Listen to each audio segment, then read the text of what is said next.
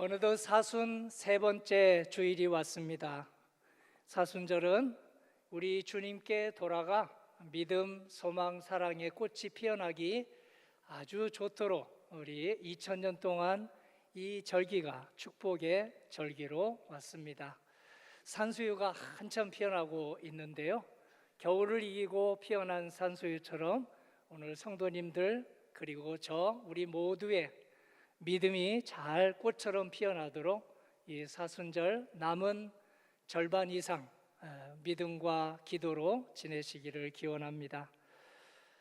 2000년 전에 로마가 세계 패권을 쥐고 눌려 살고 있던 때 말씀을 오늘 듣도록 하겠습니다. 본문은 의사가 예수님의 이야기를 쓰게 되었는데요, 오늘 예수님 제자는 아니었지만 그는 예수님을 보면서 예수님이 의원 중에 의원이시다, 의사를 보내신 분이다, 우리의 인격을 고치고 우리의 영혼을 고치고 우리의 존재의 뿌리를 고치시는 참으로 하늘에서 내려온 의사임을 그는 체험하고 누가복음을 쓰게 되었습니다. 누가복음은 그래서 치유의 복음, 회복의 복음으로 별칭이 붙어 있습니다. 오늘 방종한 생활을 했다가 아버지에게로 돌아와서 그의 인격, 그의 존재, 그의 영혼이 산수유처럼 활짝 피어난 그런 아들이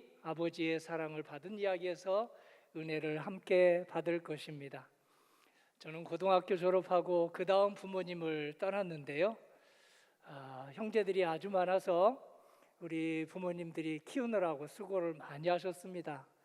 그래서 오랜만에 집에 가면 부모님께서 항상 하시던 말씀이 있습니다. 어서 와라, 반갑다, 보고 싶었다. 얼마나 자식들이 오랜만에 갔으면 어서 와라, 반갑다, 보고 싶었다 이렇게 반겨주었습니다. 그러던 제가 부모가 되었습니다. 자식 둘이 저를 닮아서 고등학교를 졸업하고 제 곁을 떠났습니다. 그들도 저와 비슷해서 한참 만에 집에 왔습니다. 방학이 되어야만 집에 왔습니다. 그러면 저도 부모님께 배운 대로 어서 와라, 보고 싶다, 참 보고 싶었다 하고 어머니 아버지의 이야기를 되뇌었습니다. 부모님께 들은 얘기 그리고 제가 자녀들에게 하는 얘기는 사실 오늘 하나님께서 성도님과 저에게 하는 말씀입니다. 어서 오라고, 그리고 잘 왔다고, 그리고 또 우리에게 보고 싶었다고 하시는 말씀은 우리 부모님 뒤에 하나님께서 들려주시는 음성입니다. 지금은 중국과 미국이 위세를 떨치고 있는데요, 이 말씀이 들려질 때에 당시는 로마가 중국을, 미국을 대신하고 있었습니다. 이스라엘 백성은 로마의 식민지 백성으로 살고 있었습니다. 그래서 오늘 여러 가지 불편한 점이 많았는데요, 예수님께서 오셔서 그 불편한 점을 하나하나 벗겨주신다는 소식이 귀에 들어왔습니다. 그래서 사람들이 1명, 2명, 10명, 20명 예수님에게 모여들었습니다. 신앙생활을 평생 했던 바리새인과 서기관도 우리 예수님이 어떤 얘기하는지 가보자 하고 그들도 그 말씀을 듣는 청중 속에 끼어 있었습니다. 그런데 특이했습니다. 바리새인과 서기관들은 오랜 신앙생활을 해왔는데도 불구하고 뒤쪽에 서서 뒷짐을 지고 경청하는 것이 아니라 아주 무슨 꼬투리를 잡을 것이 없나 하고 수근거리면서 쑥덕거리면서 아주 팔짱 끼고 서 있었습니다. 저 사람 예언자라는데 정말 예언자 맞아? 아무나 받아들이고 아무하고나 식사하고 아무나 찾아가고 죄인도 찾아가고 손가락질 받는 사람도 찾아가고 정말 예언자 맞아? 하고 그렇게 빈정거렸습니다. 이런 상태에서 바리새인들과 서기관들을 사랑하시는 우리 예수님께서 일부러 오늘의 본문 말씀을 들려주십니다. 예수님의 이야기를 함께 들어보십시다. 어느 아버지에게 두 아들이 있었다. 큰 아들은 아버지 집에서 함께 살아가는데 둘째 아들은 아니었다. 집을 떠나고 싶어 했다. 아버지를 떠나고 싶어 했다. 아버지에게 유산을 미리 달라고 졸라댔다. 서두만 말씀드렸습니다. 당시 유대 사회에서 아버지가 살아계실 때 유산을 상속해 달라고 하는 것은 금기 사항이었습니다. 아버지가 빨리 죽었으면 바라는 그런 나쁜 심보였기 때문입니다. 그런 시대에 부모님이 버젓이 살아 계시는데 아직 정정하신데 유산을 상속해 달라고 했으니 참으로 불효한 마음이 아닐 수 없겠습니다. 하나님도 뒷전, 부모님도 뒷전, 세상의 유행과 세상의 재미만을 쫓아서 살았던 아들이 분명합니다. 나는 부모 사랑 없이도 잘 살 수 있다. 세상 유행 쫓아가면, 세상에서 성공하면 누구 남부럽지 않게 잘 살 수 있다 착각했던 것이 분명합니다. 그래서 사춘기 아이처럼 부모를 벗어나고 싶어 했습니다. 그냥 벗어나면 안 되니 나에게 아버지 돌아가실 때 주실 유산을 미리 주세요. 상속해 주세요. 당시 둘째 아들은 3분의 1, 큰 아들은 3분의 2를 상속받았습니다. 자식에게 약한 게 부모지요? 자식 이기는 부모가 거의 없지요. 자식 이기는 부모도 있지만 저는 본 적이 없습니다. 아버지는 아들의 무리한 요구를 들어주었습니다. 유산을 받아낸 아들은 즉시 집을 떠났습니다. 가능한 아버지로부터 멀리 떨어지려고 타지에 갔습니다. 아마 성경에 기록되어 있지 않으니 타국일 수도 있겠습니다. 그런데 그 멀리 돌아가서 그는 곱비 풀린 망아지처럼 살게 되었습니다. 아버지의 말씀도 없고 어머니의 말씀도 없어서 마냥 기쁘고 자유로울 줄 알았는데 정말 자유가 방종이 되고 기쁨이 그만 그의 쾌락으로 떨어지고 말았습니다. 마침 그때 기근까지 들어 닥쳤는데 가지고 갔던 유산, 받았던 상속을 한 푼도 남기지 않고 모두 날려버리고 말았습니다. 거지가 되었습니다. 구걸하는 신세가 되었습니다. 방송실 목소리를 조금 높여도 되겠습니다. 돼지 사료로 어떻게 배를 채워볼까 이렇게 생각을 하고 있는데요. 돼지 농장 주인이 그것마저도 허락하지 않았습니다.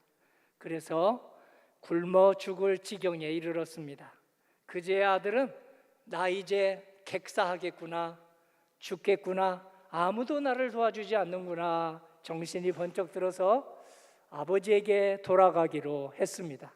아버지 집에는 먹고 싶은 것이 충분한데 내가 이렇게 그저 아버지 사랑을 없이 살아보겠다고 하다가 이 꼴이 되었다 하고 염치 없지만 돌아가기로 했습니다. 알거지가 되어서 상거지가 되어서 돌아오는 아들을 아버지는 저 멀리서도 용케도 알아보았습니다. 그리고 아들이 보이자 있는 힘을 다해서 달려갔습니다. 당시 어른들은 달려가는 법이 없었습니다. 아무리 급한 일이 있어도 점잖게 한 걸음 한 걸음 걸어가는 것이 어른이었고 연로한 부모였습니다. 하지만 나이가 이미 든 연로한 이 부모님은 아들이 보이자 그런 사회적 통념을 개의치 않고 있는 힘을 다해서 달려갔습니다. 달려가서 아들을 덥석 껴안고 이렇게 말했습니다. 어서 와라. 반갑다. 기다렸는데 참 보고 싶었다. 저 그림은 아버지가 아들을 반기는 모습입니다. 뒤에서 있는 사람은 형이고 그 다음에 그것을 좋지 않게 바라보는 그 집의 일꾼들입니다. 렘브란트 사람이 그렸는데요. 얼마나 유명한 그림이 되었는지 사순절에 이 그림을 보는 사람이 절로 눈물을 글썽이며 자신의 거울로 삼고 있습니다. 조금 그림을 확대해 보겠습니다. 확대해 보면 그 다음 그림을 봤을 때 우리 아버지 얼굴은 아버지가 분명한데 손은 이제 한번 손을 비춰 보겠습니다. 더 큰 그림이 있을 텐데 이 그림입니다. 왼손과 오른손의 크기가 달라 보이는데 맨 뒤 보이시나요? 네, 오른손은 작고 예쁜 어머니 손이고 왼손은 아주 든든한 아버지 손입니다. 짝손이 아닐 것이 분명한데 누가복음을 읽고 은혜 받은 렘브란트가 이 아버지 손을 한 손은 아버지 손 그대로 한 손은 어머니 손을 그렸습니다. 하나님께서는 부성애만 가지신 게 아니라 모성애를 가지고 우리를 대하신다는 것을 드러내기 위해서였습니다. 부모님은 돌아오는 자녀들을 머리로만 대하지 않습니다. 머리보다도 앞서서 심장으로 대하고 오장육부로 대합니다. 아들과 딸이 돌아오면 율법 규정으로 대하기보다도 오히려 율법 규정은 두 번째, 세 번째, 저 네 번째 꼴찌이고 사랑으로 대하고 가슴으로 심장으로 대합니다. 암탉이 병아리를 품듯이 성도님과 저도 지금 율법 규정으로 우리를 쳐다보시는 하나님이 아니라 심장으로, 고동치는 심장으로, 그리고 또 그 넓은 가슴으로 우리를 바라보고 계십니다. 하늘 같은 사랑으로 맞아주는 아버지에게 아들이 말했습니다. 읽지 않았지만 앞절을 읽어봅니다. 누가복음 15장 21절입니다. 아버지, 제가 하늘과 아버지께 죄를 지었으니 아들이라 일컬음을 감당하지 못하겠나이다. 이렇게 너무 아주 죄송스러워하는 아들을 아버지는 일으켜 세우고 안으로 데려 들어갔습니다. 새 옷을 입히고 새 신발 신기고 가락지 꺼내오라고 해서 가락지를 끼워주고 그리고 한 상 가득 10상 가득 채워서 동네 사람들까지 이리 와서 함께 식사를 하자고 했습니다. 이 소식을 큰아들이 들에서 일을 하다가 돌아오다가 들었습니다. 아니, 동생 녀석이 살아있는지도 죽어있는지도 전혀 연락이 없다가 재산을 거덜내고 돌아왔는데 덥석 징계하기는커녕 회초리를 대기는커녕 덥석 받아주는 아버지를 이해할 수 없었습니다. 그래서 그냥 받아주는 아버지가 미웠습니다. 미워서 집에 들어가지 않고 밖에서 서성였습니다. 밖에서 서성인다는 큰아들 소식을 아버지가 듣고 밖으로 나왔습니다. 그리고 타일렀습니다. 큰애야, 동생 좀 이해해 주면 안 되겠냐? 죽었다 다시 살아났고 잃었다가 다시 찾은 동생이 돌아오지 않았느냐? 애비 죽고 나면 이 집안의 모든 재산은 다 네 것이 아니냐? 왜 이 말씀을 하셨을까요? 오늘 성경은 한 절 한 절이 다 의미가 있습니다. 큰아들이 행여나 재산 다 들어먹고 돌아온 동생에게 자기의 남은 나중에 상속받을 유산을 나눠줘야 되지 않을까 하고 걱정해서 하는 아들의 심정을 꿰뚫고 있는 아버지가 그렇게 말씀하시지 않았겠습니까? 그래서 큰아들을 들어가서 동생 손도 잡아줘라. 그리고 음식도 함께 먹자 하고 달랬습니다. 오늘 성경에서는 동생 둘째 아들만 집을 떠난 것으로 되어 있지만 행동을 보면 첫째 아들도 집을 떠난 것과 마찬가지임을 우리는 생각해 볼 수 있겠습니다. 측은지심으로 둘째 아들을 받아주는 아버지를 이해 못하고 아버지를 진정으로 사랑하기보다는 아버지가 가진 재산 언제 내가 유산으로 상속받나, 그 유산만을 위해서 들에서 일하다가 돌아온 아들이었기에 원망만 하고 있으니 몸은 집에 있었지만 마음은 콩밭에 가 있고 그 마음은 아버지와 아버지 집을 떠난 것과 같지 않겠습니까? 오늘 예수님이 들려준 말씀에서 아버지는 하나님을 말하고 있습니다. 첫째 아들은 오랫동안 교회 생활을 했던 바리새인을 가리키고 있습니다. 둘째 아들은 주님 사랑 없이도 나 떵떵거리고 살 수 있다고 그렇게 자신만만하게 나갔다가 상거지가 되어서 돌아온 사랑을 등진 이들을 반영합니다. 그러니 오늘 첫 아들, 둘째 아들은 우리 모두에게 새겨서 들을 기도 제목이 아니겠습니까? 성도님과 저는 주님의 사랑 없이도 나 잘 살 수 있다. 주님의 사랑 없이도 나 공부 잘할 수 있다. 주님의 사랑 없이도 직장 잘 다니고 사업 잘할 수 있다. 세상의 방식 쫓아가면 얼마든지 상급학교 진학하고 사업도 일으키고 승진도 한다고 생각이 돼서 사랑을 등지고 집에 나갔다가 여러 가지 어려움을 당한 둘째 아들같이 살아간 때가 우리는 얼마나 있었을까요? 성도님과 저는 교회 평생 다니기는 했지만 교회 안에 머물기는 했지만 사랑을 첫 번째로 내세우지 못하고 뒤쪽에서 뒷짐지고 투덜거리는 첫째 아들 같았던 때는 얼마나 될까요? 원망이 지원보다 응원보다 앞섰던 때는 그런 첫째 아들 같았던 때는 얼마나 될까요? 오늘 그런 첫 아들 같고 그런 둘째 아들 같았다면 이 사순절에 우리가 돌아갈 때 100주년의 향기가 우리 교회에서 성전 문 밖으로 흘러나가지 않겠습니까? 작은 아들 같지도 않고 큰 아들 같지도 않다면 어떤 때는 큰 아들 같이 살고 어떤 때는 작은 아들 같이 살아가면서 이리저리 흔들리고 왔다 갔다 하는 삶을 우리는 이 나이 되기까지 얼마나 살았겠습니까? 아버지 하나님께 돌아가기 너무 좋은 절기입니다. 오늘 20도가 넘어서 교회 오기가 너무 좋았습니다. 나의 말, 나의 행동, 나의 생각, 나의 시선, 나의 목표와 관점을 뒤돌아보고 나의 사랑이신 하나님께 돌아갈 수 있는 절호의 교회입니다.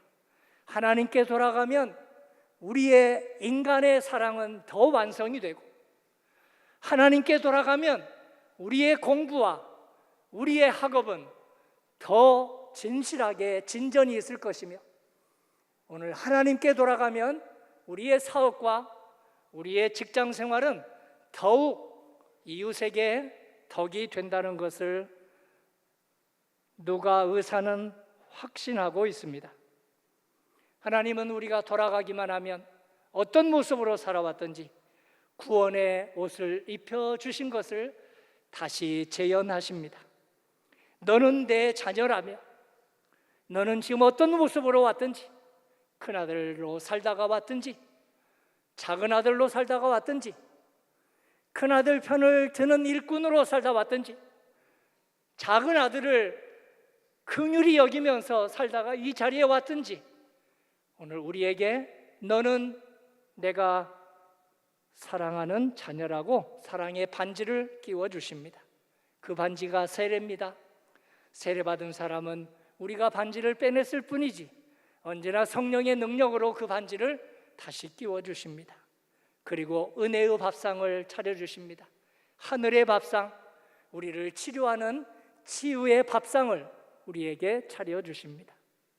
사순절이면 우리가 꼭 새겨야 될 말씀이 있습니다. 사람아 너희는 흙에서 왔으니 흙으로 돌아갈 때를 생각하여라. 조만간 100년 지나지 않아서 흙이 되고 먼지가 되는 우리에게 호흡을 주시고 걸을 수 있게 해주시고 말할 수 있게 해주시는 하나님이 내 생명의 뿌리이며 내 존재의 뿌리이라고 사도 요한이 신앙 증거를 했습니다. 요한일서 2장 17절입니다. 이 세상도 그 정욕도 지나가되 오직 하나님의 뜻을 행하는 자는 영원히 거하느니라. 아멘. 볼거리에, 텔레비전에, 인터넷에 심취해 있는 우리든, 인기에 심취해 있는 우리든, 아니면 국민의힘이 권력을 계속 잡을까, 민주당이 권력으로 교체될까 관심을 가지고 거기에 소리를 합하든, 세상 그 무엇을 지닌다 해도 사랑이 없으면 아무것도 아니라고 오늘 다윗은 깨달았습니다. 왕의 직분을 40년나 했던 그가 왕의 직분이 사랑이 없이는 허수아비에 지나지 않는 것을 깨닫고 이렇게 하나님의 사랑을 신앙 증거했습니다. 시편 103편 13절입니다. 아버지가 자식을 긍휼히 여김같이 여호와께서는 자기를 경외하는 자를 긍휼히 여기시나니 이는 그가 우리의 체질을 아시며 우리가 단지 먼지뿐임을 기억하심이로다. 인생은 그날이 풀과 같으며 그 영화가 들의 꽃과 같도다. 여호와의 인자하심은 자기를 경외하는 자들에게 이르며 그의 의는 자손의 자손에게 이르리라. 아멘. 할렐루야. 부모님이 우리를 기다리시듯 하나님이 우리를 기다리십니다. 우리가 자녀를 기다리듯 하나님은 우리를 기다리십니다. 작은 아들처럼 하나님을 등지고도 나 잘 살 수 있어 큰 소리 치다가 곤두박질 친 우리를 기다리십니다. 교회에서 평생을 살아왔으면서도 사랑을 우선하지 못하고 규정과 규례와 율법을 우선한, 그래서 사랑이 크지 못한 우리들을 하나님께서 기다리십니다. 이사야 30장 18절입니다. 여호와께서 기다리시나니 이는 너희에게 은혜를 베풀려 하시며 일어나시리니 이는 너희에게 긍휼히 여기려 하심이라. 대저 여호와는 정의의 하나님이시라. 그를 기다리는 자마다 복이 있도다. 이 말씀을 주 예수님이 한마디로 이렇게 요약해 주셨습니다. 누가복음 12장입니다. 허리띠를 띠고 등불을 켜고 서 있으라. 너희는 마치 그 주인이 혼인집에서 돌아와 문을 두드리면 곧 열어주려고 기다리는 사람과 같으니라. 아멘. 성도님과 저는 찬송하고 사랑하면 사람다워지도록 지어졌습니다. 하나님을 찬송하고 사랑할수록 오늘 우리는 하나님께서 지으신 대로 그 형상을 닮아가며 나이 들어가게 지어졌습니다. 이사야가 그 사실을 깨닫고 임종 순간까지 이렇게 신앙 간증을 했습니다. 이사야 61장 10절입니다. 내가 여호와로 말미암아 크게 기뻐하며 내 영혼이 나의 하나님으로 말미암아 즐거워하리니 이는 그가 구원의 옷을 내게 입히시며 공의의 겉옷을 내게 더하심이 신랑이 사모를 쓰며 신부가 자기 보석으로 단장한 같게 하셨습니다. 아멘. 할렐루야. 부모가 자식 보듯이 보시는 하나님, 신랑이 신부를 보듯이 하나님께서는 우리를 바라보십니다. 신부가 신랑을 바라보듯이 지금 이 시간 오늘 우리를 그런 눈으로 바라보십니다. 이사야가 그 은혜를 깨달았습니다. 이사야 49장 15절입니다. 여인이 어찌 그 젖먹는 자식을 잊겠으며 자기 태에서 난 아들을 긍휼히 여기지 않겠느냐. 그들은 혹시 잊을지라도 나는 너를 잊지 아니할 것이라. 교회는 별명을 붙인다면 병원일까요? 아니면 교회는 법정일까요? 교회는 재판소일까요? 병원일까요? 의사 누가는 교회는 재판소가 아니라 병원과 같다고 고백을 했습니다. 정죄하고 대적하고 심판하는 법정이 아니라 함께 치유받고 함께 일어서서 세상의 전도자로 나아가게 해주시는 종합병원이라고 했습니다. 내 인격을 고쳐주는 병원, 그리고 내 심성을 고쳐주는 병원. 저 사람 정말 변하겠어 하는데 오늘 우리의 근원적 체질을 고쳐주시는 병원입니다. 예수님이 그러셨습니다. 사랑하면 병원에서 우리는 하나님의 은혜를 받는다고 요한일서 4장 7절을 우리 보고 확인하겠습니다. 한 목소리로 크게 같이 읽기 원합니다. 사랑하는 자들아, 우리가 서로 사랑하자. 사랑은 하나님께 속한 것이니 사랑하는 자마다 하나님으로부터 나서 하나님을 알고 사랑하지 아니하는 자는 하나님을 알지 못하나니 이는 하나님은 사랑이시므라. 아멘. 할렐루야. 예수님처럼 사랑이 없이는 입을 여는 법이 없었고 사랑이 없이는 행동한 적 없는 그 예수님의 뒤를 한 걸음 한 걸음 따라가다 보면 성도님의 말씨도 사랑의 말씨로 점점 다듬어져 가고 저의 말씨도 사랑의 말씨로 다듬어져 가리라 믿습니다. 우리의 행동도 우리 예수님을 따라가면 사랑이 그 안에서 뿌리가 되는 행동을 해서 열매를 거두게 될 것입니다. 이 은혜가 충만한 우리 사순절 되시기를 주님의 이름으로 축원합니다. 아멘.